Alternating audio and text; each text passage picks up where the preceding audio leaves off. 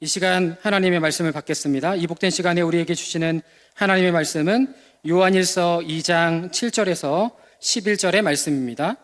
사랑하는 자들아, 내가 새 계명을 너희에게 쓰는 것이 아니라 너희가 처음부터 가진 옛 계명이니 이 옛 계명은 너희가 들은 바 말씀은 이거니와 내가 너희에게 새 계명을 쓰노니 그에게와 너희에게도 참된 것이라. 이는 어둠이 지나가고 참빛이 벌써 비침이니라.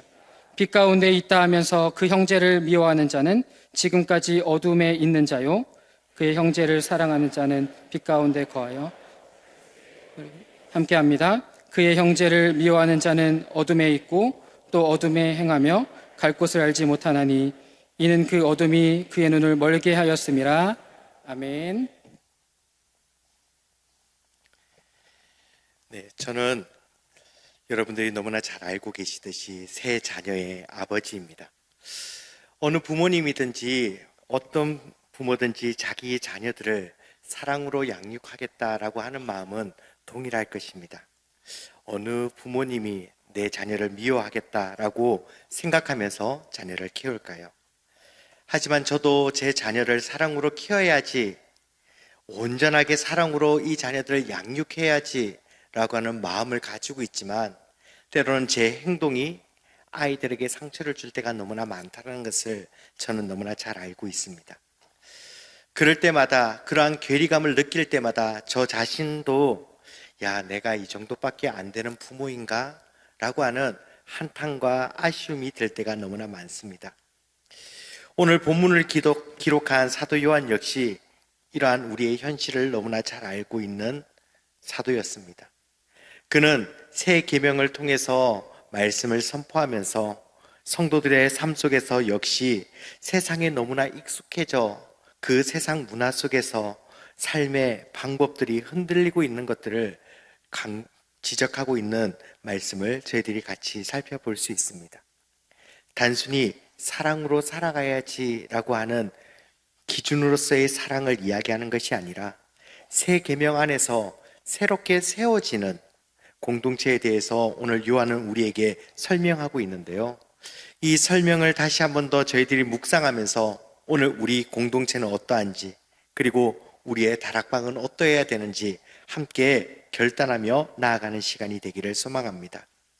첫 번째로 저희들이 살펴볼 것은 오늘 본문 7절에서 8절 말씀에 옛 계명과 새 계명에 대해서 표현하는 내용들을 통해서 살펴볼 수 있습니다.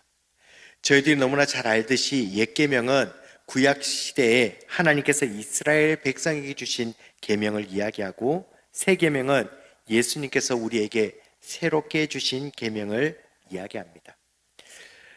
이러한 새 계명과 옛 계명에 대해서 저희들이 자주 이야기하다 보면은 한국인의 정서의 마음속에 옛 것과 새 것을 비교할 때 항상 옛 것을 지키면서 새 것을 만드는 것이 아니라 옛 것을 뒤집어 엎어서 새 것을 만드는 것을 좋아하는 우리의 너무나 익숙한 생활의 태도 때문에 구약의 말씀을 예수님께서 마치시고 새로운 무엇인가를 우리에게 가르쳐 주셨다라고 생각할 때가 너무나 많습니다.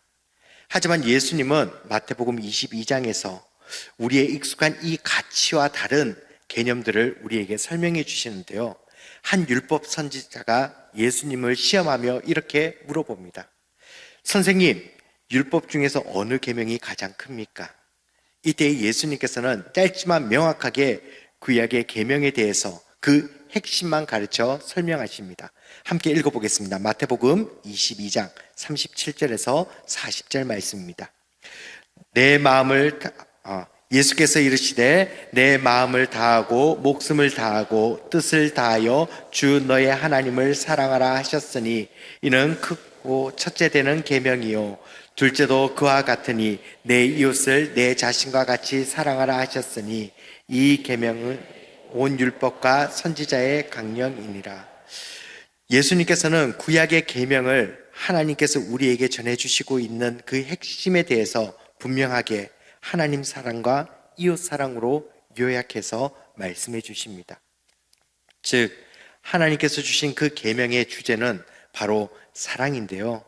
예수님께서는 이 사랑의 계명을 파기하시고 새롭게 우리에게 새 언약을 주신 분이 아니십니다. 마태복음 5장 17절 말씀에 내가 율법이나 선지자를 폐하러 온 줄로 생각하지 말라. 폐하러 온 것이 아니요 완전하게 하려 함이라 라고 오늘 예수님께서는 말씀하십니다. 사도 요한은 오늘 본문에서 동일하게 8절 말씀에 이렇게 우리에게 이야기하는데요. 내가 너희에게 새 계명을 쓰노니. 왜 요한은 우리에게 새 계명을 다시 한 번 더 쓰면서 예수님께서 우리에게 이어가고 완성하신 그 계명에 대해서 다시 한 번 더 강조해서 이야기하고 있는 것일까요? 그것은 새로운 교회 공동체가 사실 하나님의 그 언약의 계약 속에서 그 약속을 잊어버리고 살아갈 때가 너무나 많았기 때문입니다. 우리를 불러주신 그 은혜를 잊어버리고 이 세상의 가치 속에서 흔들릴 때가 너무 많았기 때문입니다.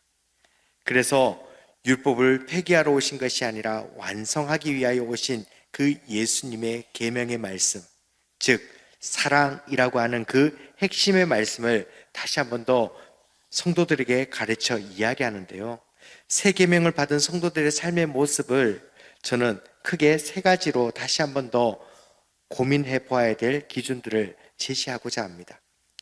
첫 번째는 율법이라고 하는 그 일들을 규칙적으로 생각하는 것이 아니라 실천의 의미로 고민해야 한다라고 나누고 싶습니다.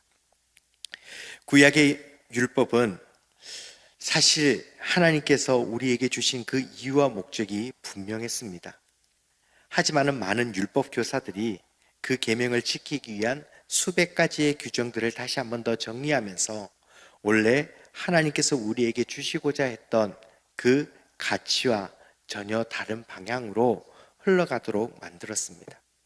그래서 마가복음 7장 7절에서 8절 말씀에 사람의 계명으로 교훈을 삼아 가르치니 나를 헛되이 경배하는도다. 너희가 하나님의 계명은 버리고 사람의 전통을 지키느니라 라고 말씀하십니다. 예수님의 이 말씀 속에서는 그 백성들이 하나님께서 주신 그 말씀의 가치의 의미들은 잊어버리고 겉에 남아있는 어떠한 행실들만 찾아서 행동하고 있는 모습에 대해서 경고하면서 말씀하시는 것인데요. 오늘 이러한 모습들이 한국 교회의 성도들에게는 있지 않습니까? 예수 그리스도를 믿기 시작한 지 얼마 되지 않은 사람들은 하나님의 말씀이라면 그 말씀에 전적으로 항상 순종하면서 적극적으로 나아갑니다. 하지만 말씀에 대해서 오랫동안 신앙생활을 해왔던 사람들은 어떠한 사람들을 보면서 이건 아닌데? 이건 잘못된 것 아닌가? 라고 하는 수많은 성경의 말씀이 이야기하지 않는 신앙의 가치의 중심들을 우리들이 세워가고 있지는 않습니까? 하나님께서 주신 그 말씀의 의미를 저희들은 또 다르게 해석하고 있는 것은 아닌가요? 그래서 저희들은 하나님께서 주신 계명들을 기억할 때 그 계명이 우리에게 가르쳐주는 표면적인 어떻게 해야 한다라고 하는 규칙, 규정으로만 생각하는 것이 아니라 그 가치의 핵심을 저희들은 더 깊게 묵상해야 합니다. 지난 주일 저희 담임 목사님께서 10계명에 살인하지 말라라는 계명으로 생명을 살려라 라는 말씀을 선포해 주셨습니다. 혹시 그때 저희들이 함께 외쳤던 구호 기억하십니까? 살려야 한다, 살려야 한다. 이 말씀처럼 그냥 단순히 살인하지 말라, 무엇을 하지 말라라고 하는 제한의 의미로만 생각하는 것이 아니라 하나님의 계명의 말씀을 우리가 어떻게 적극적으로 실천하고 살아가야 되는지에 대해서 우리는 더 많이 고민해야 합니다. 구약의 의미의 계명이 사랑으로 우리에게 주신 계명이라면 그 사랑을 실천하기 위해서 새 언약의 계명을 받은 성도들의 삶은 어떻게 변해야 될까요? 그냥 단순히 우리가 이야기하는 전통에 매여 있는 것이 아니라 그 사랑을 어떻게 하면은 더 우리 교회 안에서 실천해야 될지, 더 적극적으로 하나님의 사랑을 받은 자녀답게 내가 살아가야 될지를 고민해야 합니다. 즉, 새 계명을 받은 성도들은 내가 하나님의 그 사랑을 어떻게 드러내야 할까, 어떻게 나타내야 될까를 더 면밀하게 고민하며 나아가야 됩니다. 그냥 단순히 하나님의 사랑만 고민하면 될까요? 아니요. 그 은혜를 받은 백성으로서 우리들은 확신하는 삶을 살아가야 됩니다.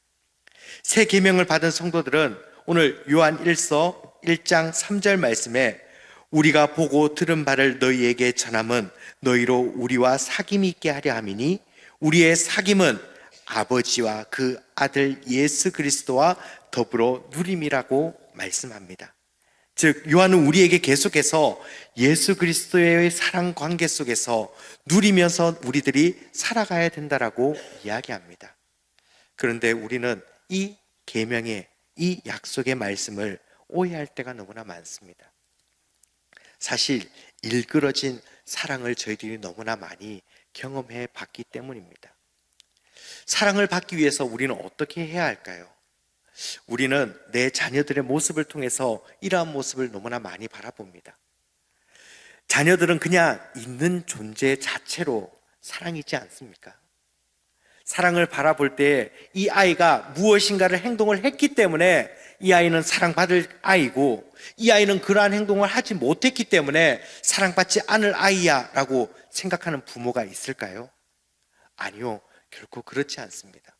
그런데 우리는 일그러진 사랑의 개념 때문에 무엇인가를 해주어야지 사랑을 받을 수 있다라고 끊임없이 생각합니다.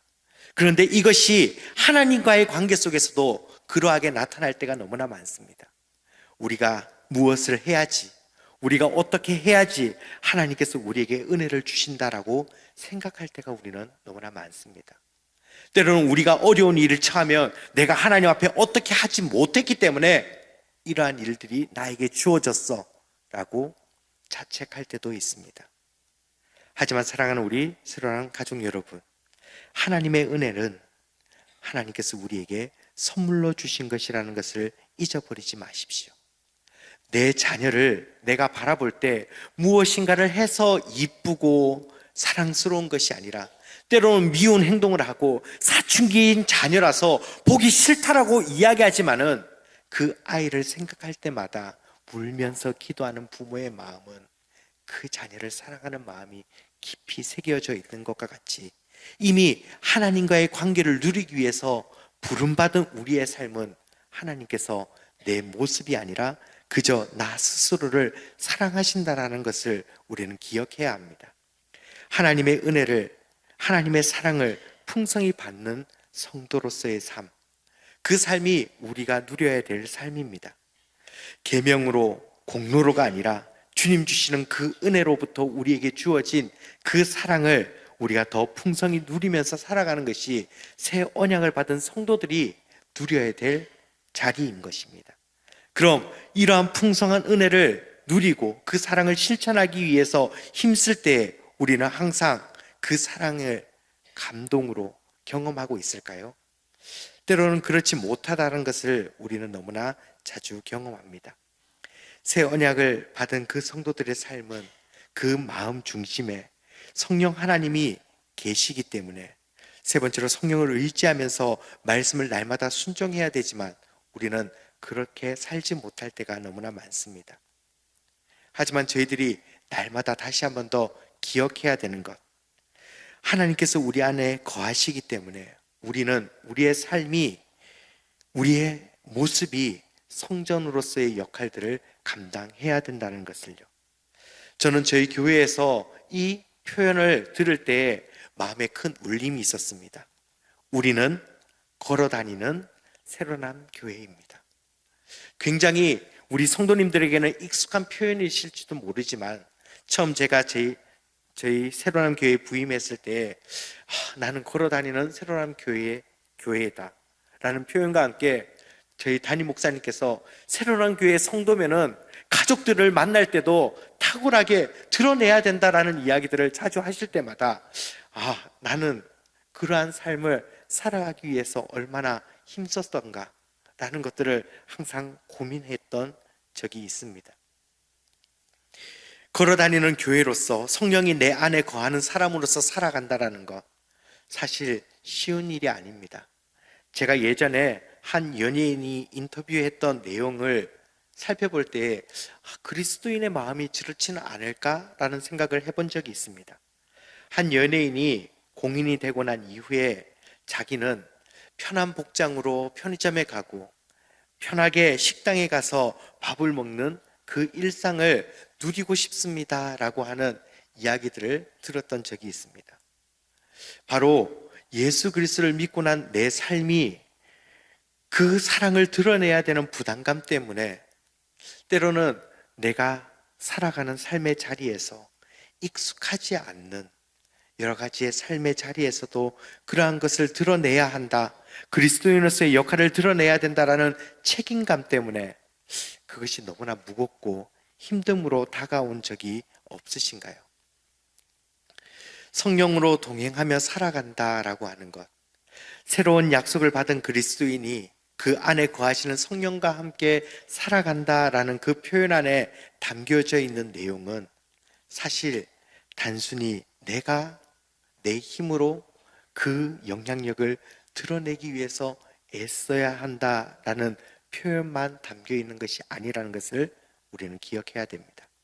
즉, 하나님께서 내 마음에 계속해서 그러한 거룩한 부담감을 부어주시는 것입니다.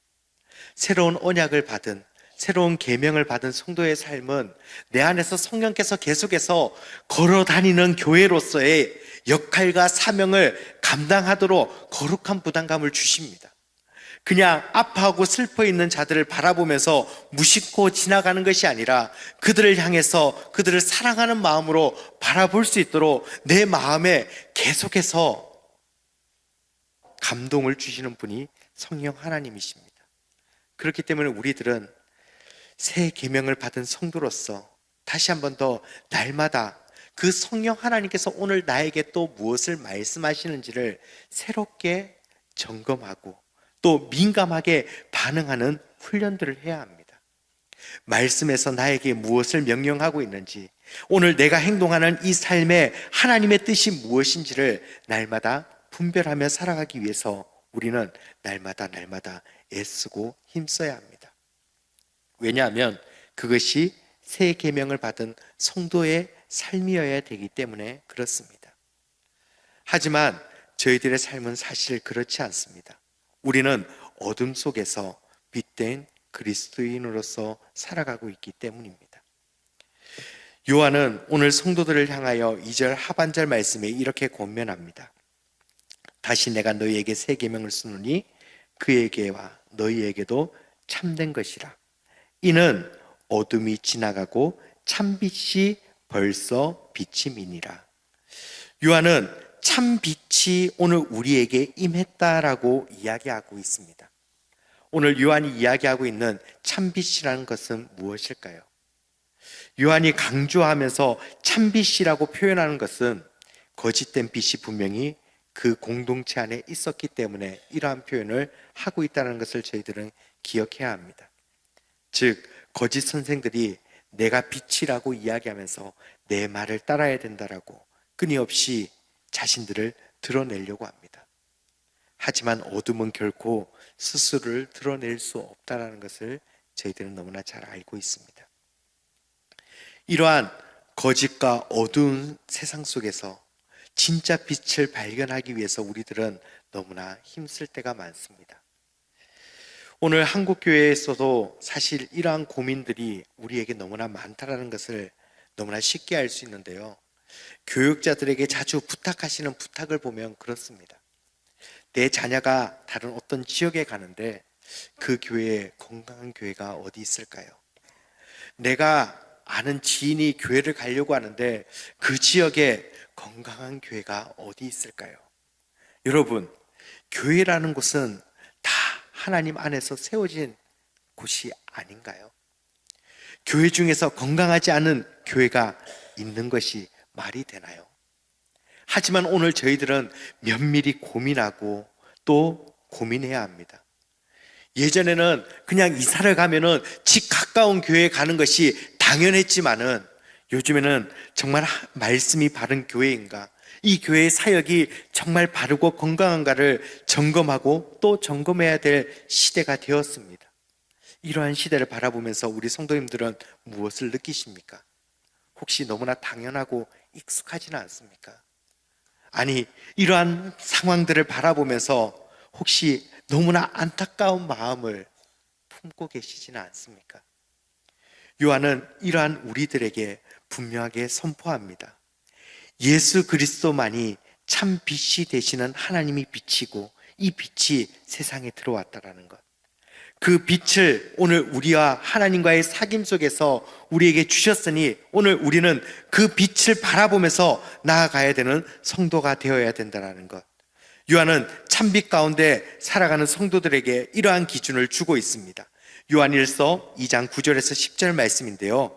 빛 가운데 있다 하면서 그 형제를 미워하는 자는 지금까지 어둠에 있는 자요, 그의 형제를 사랑하는 자는 빛 가운데 거하여 자기 속에 꺼리낌이 없으나. 빛 가운데 거하는 자는 우리를 사랑하시는 그 사랑 안에, 하나님 안에 있다라는 것을 오늘 요한은 우리에게 이야기하며, 우리 가운데 미움과 시기가 있다면 아직 온전한 빛 가운데 거하지 못하고 있다라는 증거라고 우리에게 이야기합니다. 요한의 서신이 기록될 이 당시의 교회 안에서의 이러한 모습들이 분명히 있었기 때문입니다. 예수님의 성육신하신 것을 부인하던 영지주의자들, 말로만 하나님과의 깊은 교제가 있고 형제들과의 관계 속에서 분열과 갈등을 만들어내는 그들의 모습, 오늘 우리의 현실 속에서도 사실 그렇게 크게 다르지 않은 모습을 발견하고 있는 현실 속에서 우리는 무엇을 다시 한 번 더 기억해야 할까요? 우리는 무엇을 다시 한 번 더 점검해야 할까요? 저 역시 교역자로서 제가 하나님의 사랑을 바르게 드러내면서 살아가야 된다라고 확신합니다. 하지만 제 가정의 모습을 볼 때 설교 서두에서 말씀하였듯이 아이들마저도 온전하게 사랑하지 못하는 연약한 제 모습을 바라볼 때 저는 내가 그 사랑을 어떻게 정말 드러내야 될까 고민할 때가 너무나 많습니다. 이 설교를 준비하던 날에도 아이들과 같이 좋은 것을 아이들에게 주기 위해서 이동하던 중에 갑자기 두통이 와서, 얘들아, 아빠가 머리가 조금 아픈데 조금만 조용해 주면 안 되겠니? 라고 이야기하고 아이들이 즐겁게 대답했습니다. 네. 그리고 5초에서 10초가 지나자 원 상태로 소리를 지르면서 장난을 치는 아이들을 바라보면서 제가 또 버럭 화를 내버렸거든요. 그런데 아직 그 아이들에게 미안하다는 이야기를 못했습니다. 그래서 오늘 이 설교를 준비하고 다시 강단을 내려갈 때 제 마음속에 그 사랑을 드러내는 삶을 살아간다면 내가 내 자녀에게 미안하다라는 표현과 정말 아버지로서 너를 사랑한다라는 표현을 다시 해야겠다라는 마음을 가지고 있습니다. 우리 성도님들의 마음속에서도 그러할 줄 압니다. 정말 하나님의 사랑을 내가 먼저 받았고 그 크신 사랑이 얼마나 큰지 우리가 다 알고 있는데 그 사랑을 온전히 드러내는 것이 얼마나 어려운가. 단순히 아는 것에 머무른 것이 아니라 증거하는 삶을 살아가기 위해서, 신앙 고백의 위에서 하나님의 사랑을 드러내기 위해서 우리는 무엇을 해야 될까요? 새로운 학기가 시작되는 이 시점, 오늘 우리들의 공동체 안에서 사랑을 드러내기 전에 내 가정에서 내 아내와 남편에게, 먼저 나의 가장 가까운 사람들에게 먼저 그 사랑을 다시 한 번 더 드러내며 하나님의 사랑이 당신을 나에게 보내주셨음을 고백하며 나아가기를 소망합니다. 그래서 거듭난 그리스도인의 백성들이, 성도들이 그 관계 속에서 날마다 사랑하며 나아가기를 소망합니다. 이러한 나아감은 오늘 우리들이 말씀 안에서 거하는 삶을 훈련해야 됨을 요한은 끊임없이 우리에게 이야기합니다. 말씀과 기도, 다양한 신앙의 훈련이 있지만 오늘 요한이 분명하게 적극적으로 우리에게 이야기하는 사랑의 방법은 하나님의 사랑을 그대로 표현하는 것, 즉 사랑하고 내 주위의 사람들에게 그것을 더 많이 표현해 주는 것에 있다라는 것을 우리에게 이야기해 줍니다. 이러한 표현들을 할 때 종종 저희들에게 이러한 질문들을 들을 때가 있습니다. 그럼 사람들을 사랑해 주는 사람들은 다 믿음이 있는 것인가요? 오늘 우리들이 이 말씀을 나눌 때 요한 1서 2장 1절에서 6절 말씀에 예수 그리스도를 통하여 우리에게 주신 그 약속 안에 우리가 거한다라는 전제들을 기억하며 이 말씀을 다시 한번 더 묵상하기 원합니다. 예수 그리스도를 통해서 새 생명을 얻은 삶을 살아가는 사람들은 당연히 그 삶에서 내가 먼저 용서받고 그리스도 안에서 그 사랑을 내가 누리고 있기 때문에 어떻게 사랑하지 않을 사람이 있을까? 교회 공동체 안에서, 교회 안에서 내가 사랑한다라고 표현하지만 사실 마음속에 불편한 사람들이 있지는 않습니까? 우리 다락방 안에, 우리 교육부서 교사 공동체 안에, 더 나아가서 우리의 모든 작은 소그룹 모임 안에 다 사랑해야 된다는 건 알지만 때로는 내 마음에 거리낌이 있는 모습이 없나요? 요한일서 2장 20절 하반절 말씀에 빛 가운데 거하여 자기 속에 거리낌이 없으나 라고 요한은 분명히 우리에게 이야기합니다. 즉 내 마음에 불편함 없이 사랑하는 것, 사랑함에 있어서 걸림돌이 없이 분명히 더 풍성히 사랑하는 것, 오늘 우리들이 해야 할 사랑의 가치의 기준이 바로 이러한 가치, 사랑입니다. 세상 속에서 그리스도인은 사실 언제나 손해보는 사람처럼 보여집니다. 왜냐하면 우리들의 삶이 그 사랑을 드러내고 또 사랑으로 그들을 품어주기 위해서는 포기해야 되는 것이 너무나 많게 여겨지기 때문입니다. 하지만은 사랑하는 우리 사랑하는 가족 여러분, 정말 하나님의 사랑을 하기 전에 내가 먼저 풍성한 하나님의 사랑 안에 거하고 하나님과의 깊은 관계 속에 우리가 놓여져 있어야 된다는 것을 잊어버리지 마십시오. 그리고 우리의 형제의 관계 속에서 우리들이 잊지 말아야 될 것은 요한 1서 2장 11절 말씀에 요한이 우리에게 이야기하고 있습니다. 그 형제를 미워하는 자는 어둠에 있고 또 어둠에 행하며 갈 곳을 알지 못하나니 이는 그 어둠이 그의 눈을 멀게 하였습니다. 빛 가운데 거하지 않는 자는 결국 어둠 안에 머물게 됩니다. 사람을 미워하고 형제를 미워하고 내 속으로 시기하고 질투하는 모습은 하나님의 사랑으로 내 공동체를 온전하게 바라보지 못하게 만드는 길을 열어가고 있다는 것. 즉 어둠 속에서, 시기와 질투 속에서 우리는 하나님의 사랑을 내가 먼저 받지 못하는 삶을 살아가도록 나를 내어놓고 있는 죄된 본성의 모습이 우리의 모습이 아닌가 다시 한번 더 돌아보기를 소망합니다. 그렇기 때문에 우리는 내가 정말 하나님과의 관계 속에서 온전한 사랑을 받고 있는가를 기억하고 우리 주변의 사람들과의 관계 속에서도 동일한 사랑의 영향력을 끼치며 나아가는 삶을 살기를 소망합니다. 사랑하는 우리 믿음의 가족 여러분, 하나님을 아는 것만으로 만족하지 않기를 소망합니다. 더 하나님을 깊이 알아가십시오. 아니, 하나님께서 나를 사랑하고 계시는 것을 더 풍성히 누리기를 기도하고 또 말씀을 통해서 나를 사랑하고 계신다는 것을 확인하며 살아가시기를 소망합니다. 내 삶에 없는 것, 미움과 시기로 내 눈이 어두워지는 것이 아니라 이미 하나님과의 관계 속에서 나에게 주시고자 하시는 풍성한 그 하나님의 은혜를 더 누리면서 형제들을 사랑하는 자리로 다시 한번 더 나아가는 우리 믿음의 공동체가 되기를 소망합니다.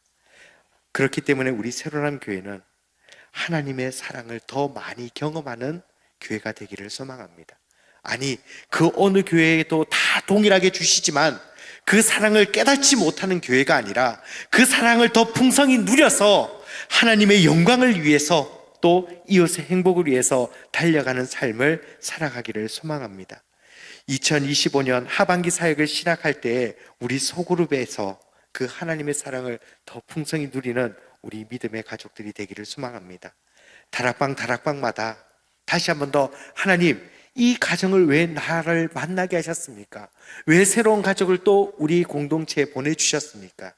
하나님은 그 가정을 통해서, 우리 공동체를 통해서 하나님의 사랑을 누리게 하시기 위해서 보내주신 선물이라는 것을 기억하며 다시 한 번 더 하나님의 사랑으로 든든히 세워지는 우리 새로남 교회 되기를 소망합니다. 말씀을 믿겠습니다. 요한일서 2장 7절에서 11절 말씀은 새로운 계명을 받은 성도의 삶이 어떠해야 되는지 분명히 우리에게 지시해 줍니다. 구약의 율법을 폐하러 오신 것이 아니라 완성하러 오신 그 예수님의 사랑 안에 우리들이 세워져야 합니다. 이 원리는 나의 공로가 아닌 하나님의 은혜로 우리에게 주셨기에 우리는 걸어다니는 교회로서 성령 안에서 날마다 그 빛 가운데 하나님의 사랑을 발견하기 위해서 애쓰고 힘써야 하는데요. 그 방법은 빛 대신 하나님이 어떠한 분이신가를 더 깊게 깨닫기 위해서 애쓰고 힘쓰는 방법 안에서 이루어지는데, 그 방법은 형제를 사랑하는 그 사랑 안에서 주어진다는 것입니다. 성도는 사랑으로 증명되는 삶을 살아갑니다. 사랑으로 세워지는 공동체는 하나님이 기뻐하시는 공동체임을 잊어버리지 마십시오. 세상은 여전히 어두움 속에 흔들리고 있습니다. 우리의 삶은 때때로 연약해서 또 그 어두운 가운데 흔들릴지 모르지만 우리를 놓지 아니하시는 하나님의 사랑을 기대어 그 하나님의 사랑을 맛보고 그 사랑을 흘려보내는 믿음의 공동체, 우리 새로남 교회가 되기를 소망합니다. 그래서 우리는 날마다 이렇게 고백하기 원합니다. 내가 먼저 사랑하겠습니다. 내가 먼저 용서하겠습니다. 내가 먼저 섬기겠습니다. 이러한 고백이 우리 공동체 안에 끊임없이 이어지기를 소망합니다. 그리고 주님 안에서 그 사랑의 계명으로 다시 한 번 더 우리 새로남 교회가 주님 안에서 하나님의 영광을 위하여 날마다 달려가기를 소망합니다. 기도하겠습니다.